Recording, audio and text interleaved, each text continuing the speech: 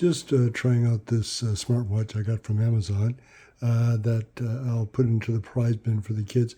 Just want to make sure everything works. Kids get really disappointed. It was $35 after the discount. So let's take a look at it.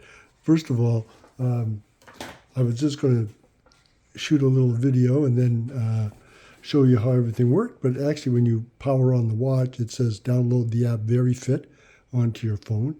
And after you do that, it automatically connected up and it brought everything straight here online. Once you log in to the VeryFit on your app on your phone, then it logs on to your watch. So it was very nice.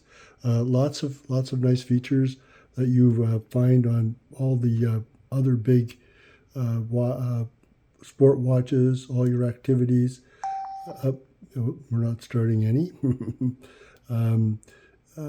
All your settings, workout, records, heart rate, oxygen level, stress level, sleep, clock, weather, cycle training, music, camera control for doing doing selfies, find your phone, and settings to change everything else. It's really quite extensive. For $35, why spend $1,000? Give this one a shot. What the heck? It looks really good. Anyway, thanks for watching this video, and I'll share a link to where you can buy this on my Yahoo account. Bye-bye for now.